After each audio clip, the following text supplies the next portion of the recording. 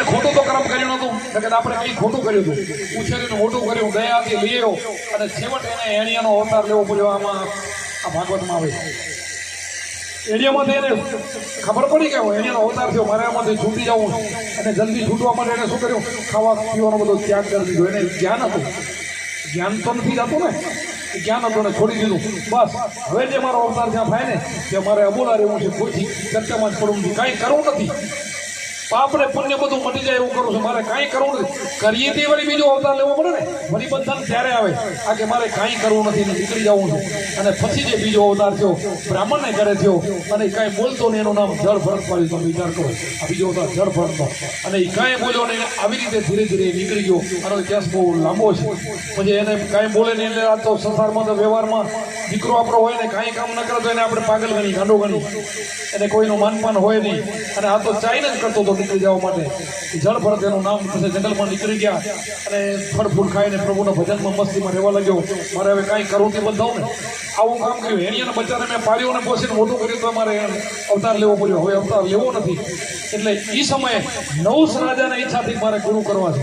તો પાલખીમાં 4 માણસને પકડીને લઈએ તો મને મારે ગુરુ કરવા માટે જવું છે. હાલતા હાલતા હાલતા રસ્તામાં એક ભાઈને કંઈક કાંટો લાગ્યો, પગનો દુખાવો થયો, હાલી શકતો નહોતો. નવસ રાજાને કે હું હાલી શકતો નથી, તો આગળ હાલ, કોઈ માણસ મળશે તો એને આપણે જોડી દેશું, તારી જગ્યાએ એને કામ દેવડા દેશું.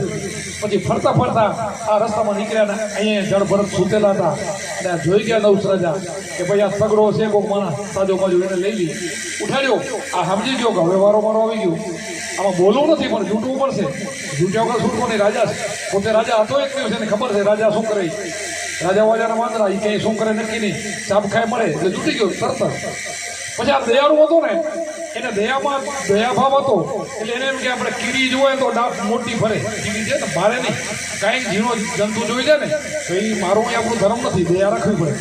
તો એની પાલખી નીચી થાય ખૂણેથી. ઓલો કે ચેતના કે ચાપ કાપડશે તો પછી જીવ મને બોલાઈ ગયું કે ભાઈ હું નચે તો એને મારે ચાપ કાપડે, હવે તો તારી પાસે તું છે, હું તો ચેતી ગયો છું. પછી એ પાલખી નીચે ઉતારી. છો તો કોણ પછી એટલી બધી વાત કરી કે હું ચક્રવર્તી રાજા હતો અને આવી રીતે હું પછી મારે જ્ઞાનીનો અવતાર લેવો પડ્યો. હવે તું ચેતી જાય કે તારે રહેવું પડે, આવતા 4 જણાને જોડી જશો, આનું તને પાપ નહીં લાગે? અને હાલીને ક્યાંક જા તો કે હવે મારે ક્યાંય જવું નથી, તો ઉપદેશ આપ. એટલે આ બધું એવું છે જ્યાં કર્મ કરો એમાં બંધાવવાનું છે. નિર્લેપ કર્મ કયું લ્યો, ગીતાજીમાં નિસ્વાર્થ કર્મ કરો એમ ગીતાજીમાં લખ્યું. એક પણ ઘડી તમે નિસ્વાર્થ કરી દો તો મને ખબર પડે કેમ થાય. એક ઘડી ન કરી શકો કર્મ, એવું બતાવ્યું નિસ્વાર્થ કર્મ કરવાનું, હું તો કોને કરી શકાય. એ ઘડીએ માણસ નથી કરી શકતો. કોઈ જાતનો સ્વાર્થની એવું કર્મ કોણ કરી શકે? એ તો ગુરુમુખી કરી શકે, જેને ગુરુનું જ્ઞાન છે ને એ નિસ્વાર્થ કર્મ કરી શકે. બાકી તો બધા પોતાના જે કરે કાંઈક મેળવવા માટે કરે છે. કાંઈક ને કાંઈક મને બીજા ધર્મમાં વધારે મળે, આમ મળે તેમ મળે, કાંઈક ને કાંઈક સેનક માટે કરી દે છે. નિસ્વાર્થ કર્મ તો આ ગુરુ આપણને સમજે નિસ્વાર્થ કર્મ છે. એમાં કોઈ કર્મની બંધન એને નીકળી જવું છે, એને મુક્તિ જોઈએ છે, એને ફલમાં મુક્તિ.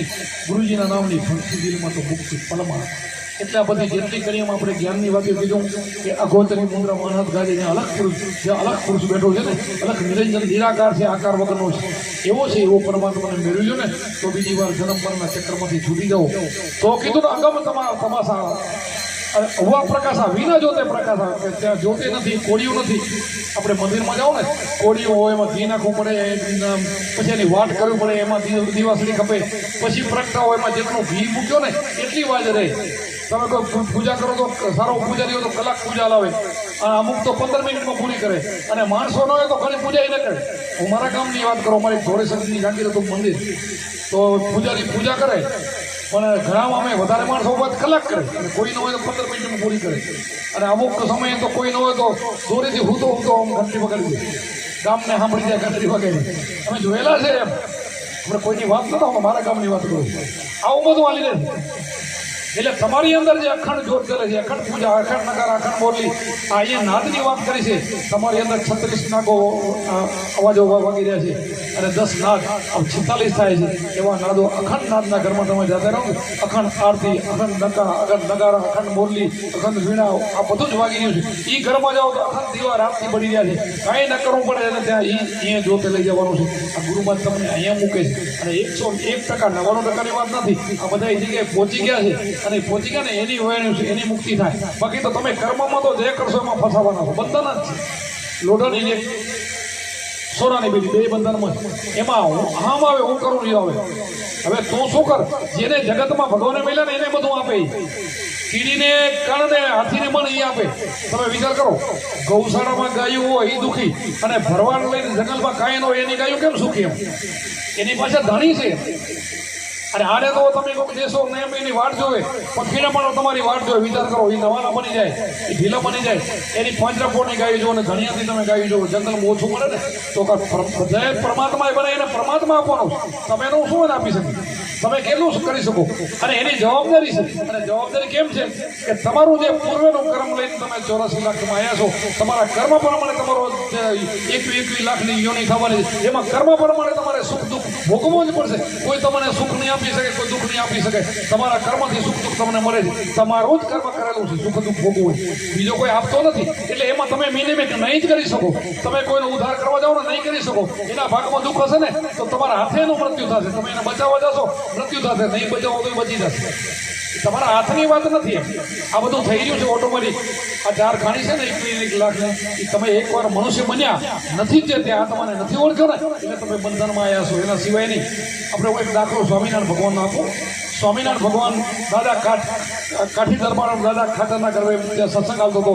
વચનામૃતની વાત છે.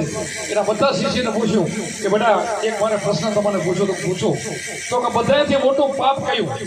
તો ઓલા આમાં ચોંકી ગયા કે બધાથી વધારે પુણ્યની ના પાપ કેમ પૂછ્યું? તો કોઈ કે બ્રહ્મત્યા. તો ના, બ્રહ્મત્યાનું તો ભાગવતમાં પ્રાચીન થાય છે કે આવી રીતે પ્રાચીન કરો તો બ્રહ્મત્યા તમારી મટી જાય. બીજો કે ગૌહત્યા. તો ના, ગૌહત્યાનું પ્રાચીન ભાગવતમાં લખેલું છે. થઈ શકે છે એવું નહીં. હું જે તમને બતાવું ને એનું કોઈ પ્રાચીન નથી. એવું પાપ કયું બોલો તો કોઈને નથી આવડતું. બધા હાથ જોડીને કે પ્રભુ તો તમે સમજાવો. ત્યારે સ્વામિનારાયણ ભગવાન ખુદ બોલ્યા વચનામૃતની અંદર, જે કંઠી બંધીઓને ખબર હોય વચનામૃત રોજ વાંચતા હોય ને, એમાં કે બધાથી મોટું પાપ કયું કે તમારો આત્મા છે એને તમે ન ઓળખો તો તમે આત્મા ઘાતી બની આત્માને મારી નાખ્યો. કહેવાય સીધા લખ વર્ષમાં જશો, કોઈ દલીલ નહીં, કોઈ નહીં બચાવે તમને. એનું કોઈ પ્રાચીન નથી. જો તમારા આત્માને તમે ન ઓળખો તો આત્માને મારી નાખ્યો કે આત્મા ઘાતી કેવો. આ સ્વામિનારાયણ ભગવાને વચનામૃતમાં લખેલું છે. તો તમે જેને ગુરુ નથી કર્યા ને એ બધા આત્મા ઘાતી શું? આત્મા ઘાતી આત્માને મારી નાખ્યો છે. આત્માને ન ઓળખો તો સુધી લક્ષ નથી મળવાની. કે એને સદગુરુઓ છે ને આ સમજાવવા માટે નીકળે છે, કાંઈ લેવા માટે એને જરૂર નથી લેવાની. એ તો રાજાના રાજા છે, બાદશાહ છે, એ તો ધનવાન છે. એને પૈસાની જરૂર નથી. પૈસા માટે ભિખારી નથી બન્યા. પૈસા માટે નીકળતા નથી. અમે અમારે બોલવું એમ પડે છે, વ્યથા થાય છે, દુઃખ થાય છે. એટલે બીજાને બતાવવા માટે બોલાઈ જાય છે કે અમે સંસારી છીએ. મારે 4 દીકરીઓ અને 2 દીકરા. હું પોતે ગામના પંચાયતમાં 15 વર્ષ સરપંચ બિનારી પર મારી સીટ હતી. મારા સામે કોઈ ઊભો નથી કરતો. સહકારી મંડળીનો પ્રમુખ હતો. એ સમયે હું ધિરાણ કરતો હતો પૈસાનો. અને મારા ગુરુમાં દેહ છોડી દીધો. બીજા ભાઈઓ કે બાપુ હવે તમારે ઉપદેશ આપવો પડશે. મેં કીધું એક બ્યાનમાં 2 તલવાર ના આવે. આ મારા પાસેથી જે છે એ રાજીનામા લઈ લો 2 ના તો હું આપી શકું. અને 2 મહિના મેં વસ્તી ભેગી કરી ગામની. કોઈ મારા પાસે લેવા તૈયાર નહીં કે તમારા જેવો માણસ કોણ મળે. અને ખરેખર હું એવો જ હતો. એક પૈસો ખોટો મારી જિંદગીમાં મારા ઘરમાં નથી આવ્યો. 25 વર્ષ તો દર્દી અને બીમારોનો ઘૂંટી ગયા અમારા ગામથી પાટણ, ગુજરાતમાં પાટણ લઈ જાઉં એને દવાખાને. 25 વર્ષ મેં માણસની સેવા કરી. જન સેવા એ પ્રભુ સેવા. હું ભગવાન માણસમાં જોઉં છું. મને ગમે જ્ઞાતિનો એ પૂછવાનું નહીં. એટલે એ જ મેં કર્યું છે. અને પછી 2 મહિના પછી ધીરે ધીરે બધાને સમજાવ્યા કીધું મારા ગુરુ મહારાજે મને જે એક આદેશ કર્યો છે મારે હવે ઉપદેશ આપવાનો થાય છે. એટલે મારે ગામો ગામ ફરવું પડે, ઉપદેશ આપવો પડે. તો મારે આ ઉપસરપંચમાંથી રાજીનામું અને સેવા સહકારી મંડળીમાંથી પણ રાજીનામું. વિચાર કરો, આ 2 છોડીને હું આમાં આવ્યો છું. અને તે પછી મારે બતાવવું નથી મેં કેટલા રૂપિયા વાપર્યા. આટલા વર્ષથી હું આ ગીતાના પૈસે શું કામ? મેં કામ કર્યું પરમાત્માનું. પરમાત્માએ મને પૈસા આપ્યા. કોણ આપે? આપે કોણ? બધાને કોણ આપે છે? જેવું કર્મ કરવા મળે અહીંયા જ મળે. કળિયુગમાં તો અહીંયા જ મળે. એક છોકરો મારો ટ્રાન્સફોર્મ કરવા મળી ગયો, એને ગાડીઓને સારું થઈ ગયું. બીજો એન્જિનિયર બની ગયો, સારોનો પગાર. મારી ખેતી સારી હાલવા મળી ગઈ. પછી મારે જોઈએ શું? ગમે એટલા રૂપિયા વાપરો ક્યાં ખોટે? મારે કોઈ હાથ લાંબો ન કરવો પડે. એ મને વિશ્વાસ હતો પરમાત્મા માટે. પરમાત્માથી વધારે વિશ્વાસ મારા ગુરુ સદગુરુમાંથી હતો કે મારા એ ભગવાન છે અને એને મને બધું આપ્યું છે. એવો મને પાક્કો વિશ્વાસ હતો. એટલે આજ દિવસ સુધી મારું હાલે છે. કોઈ કે પૈસા વગર તો ના હાલે. ભાઈ હાલે, કેમ ના હાલે? હાલે. પૈસાનું કામ કરે. હું નથી આજથી જમતો, હું નથી લેતો તોય હાલે. મારા નામ ઉપર હાલે. અત્યારે અમારો આ ભાઈ બોલ્યા અમારે આશ્રમ બનાવો. અમારો આશ્રમમાં હાલી રહ્યો, બને રહ્યો, બની જશે. બને કોણ બનાવે? તમે બનાવો, તમારા માટે બનાવો છો. મારું નામ ખાલી સુખદેવજી બાપુનો આશ્રમ. પણ સુખદેવજી બાપુને નથી પૈસો દેવો, નથી લેવો. હવે એ બાંધ ગમે તમારે કરવું, એમાં પૈસા તમારે નાખવા, એમાં રસોડા તમારે કરવાનું, ભોગવું તમારે, ખાવું તમારે, અને બધું તમારું બધું. મારો શું હું કેટલા દિવસે અને સૌ તો ત્યાં હું બહુ નથી રહેવાનો. હું તો બધાને ચેલેન્જ દઉં છું કે ભાઈ મારા ઘરે હું સસારી છું, ઘરે જ રહું છું. અને આશ્રમ મારા નામનો થઈ ગયો છે.